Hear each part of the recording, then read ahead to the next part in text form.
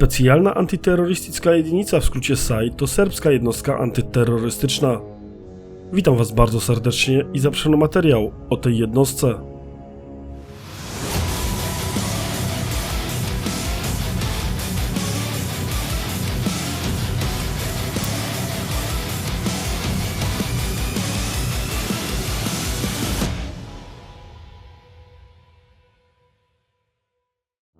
Utworzenie jednostki SAJ miało miejsce pod koniec lat 70. XX wieku i było związane ze wzmożoną aktywnością grup ekstremistycznych w Europie.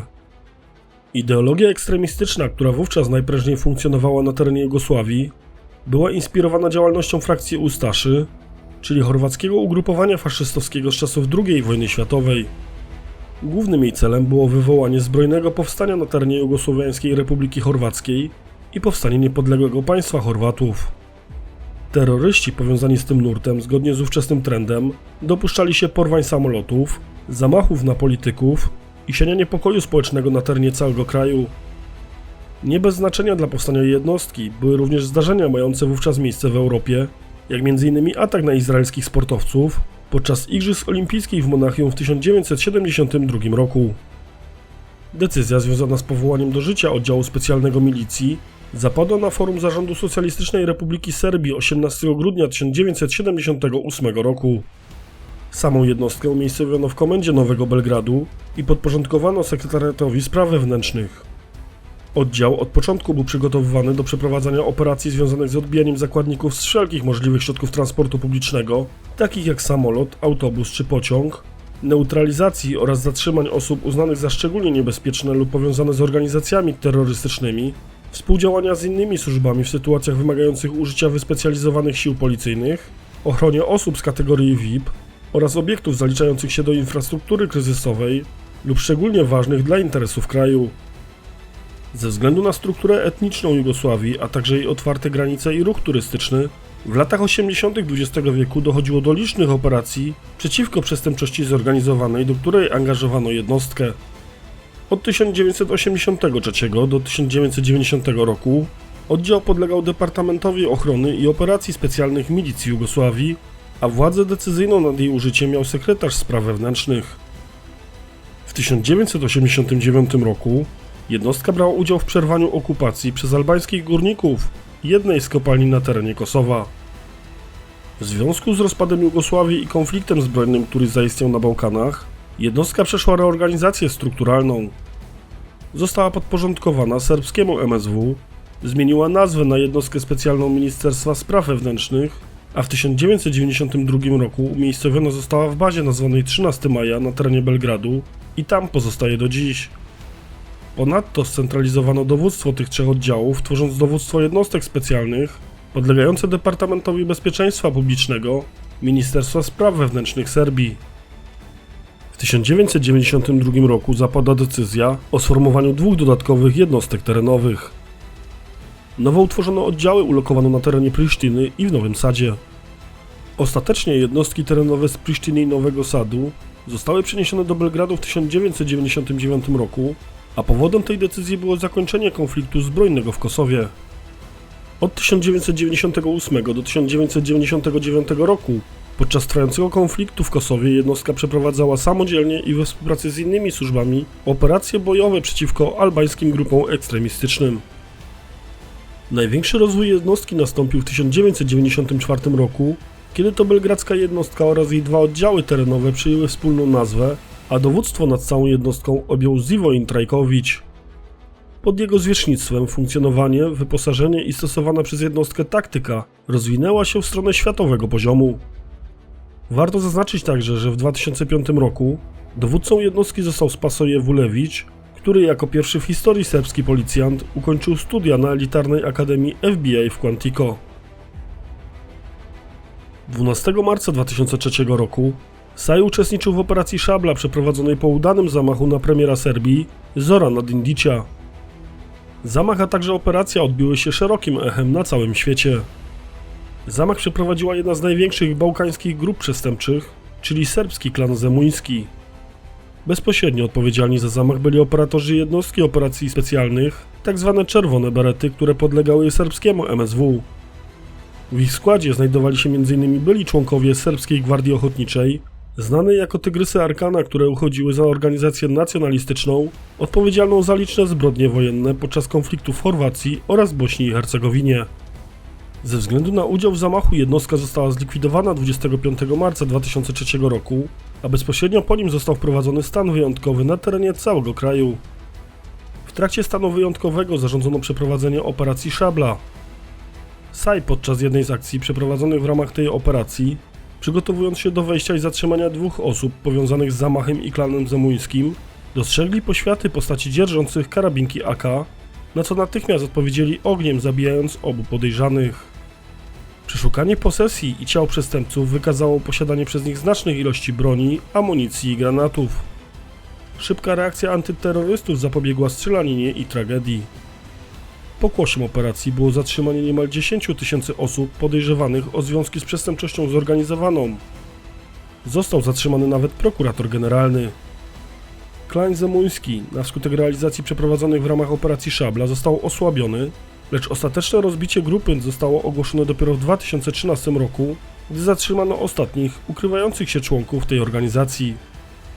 Operacja Szabla została skrytykowana przez Amnesty International, a wśród zarzutów wobec rządu znalazły się nadgorliwość służb, brutalność podczas zatrzymań, stosowanie tortur w trakcie przesłuchań, a nawet dokonanie egzekucji na kilku podejrzanych. Rząd Serbii zdecydowanie odciął się od oskarżeń, oświadczając, iż przeprowadzenie operacji było niezbędne dla zapewnienia bezpieczeństwa państwa i obywateli oraz przywrócenia stabilizacji w rejonie. 27 lipca 2007 roku w miejscowości Jabukowacz doszło do kilku morderstw, których dokonał chory na schizofrenię mężczyzna. Po kłótni z żoną chwycił on za broń i zaczął strzelać do ludzi w najbliższym otoczeniu.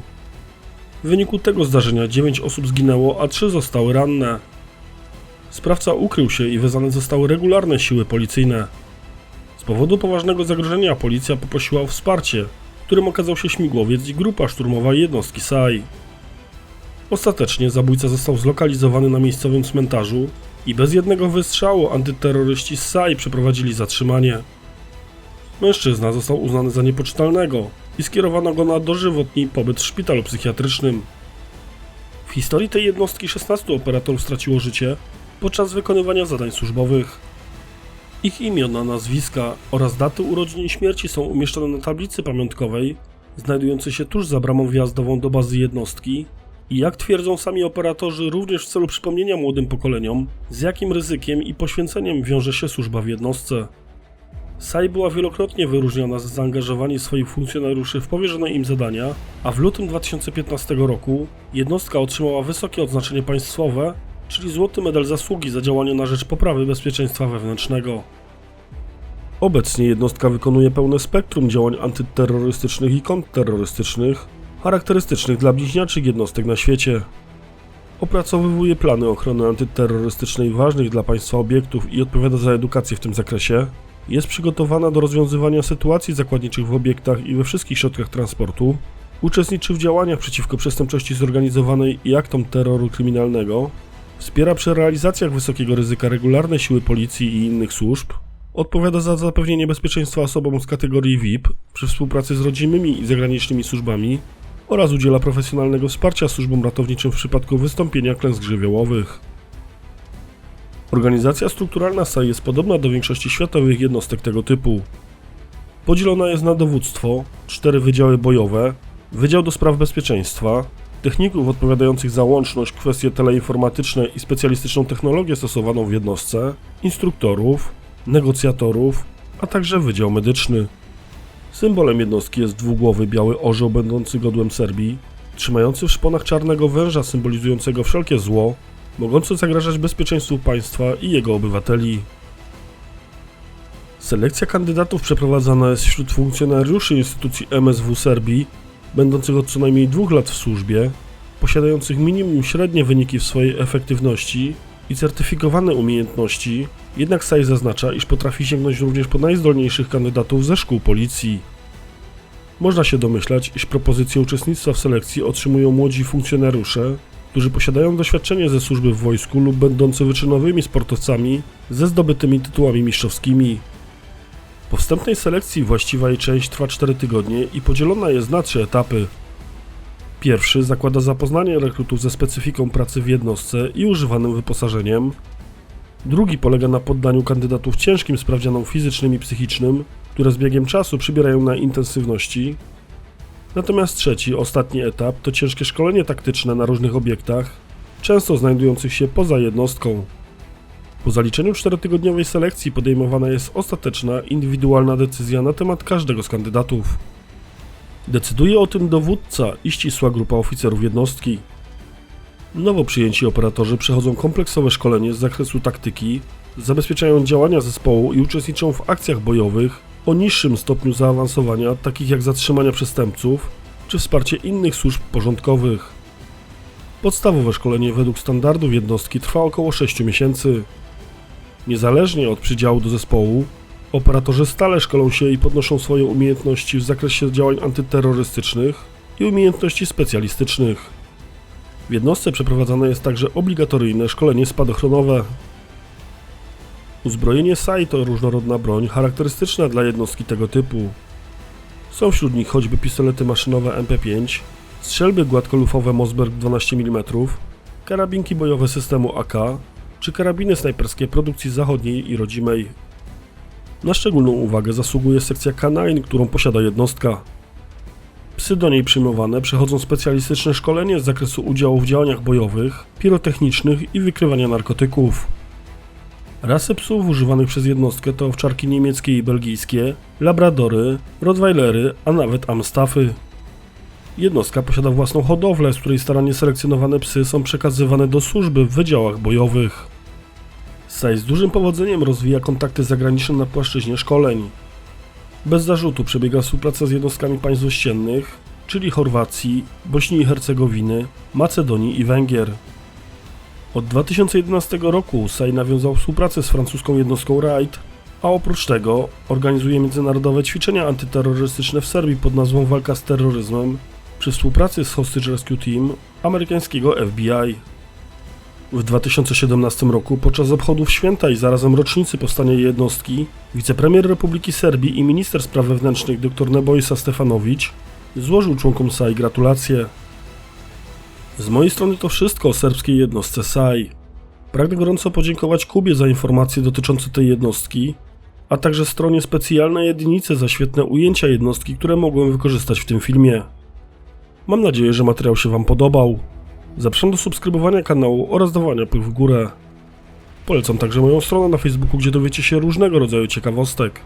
Dziękuję za wsparcie na Patronite. Do usłyszenia już wkrótce w kolejnym odcinku. Cześć!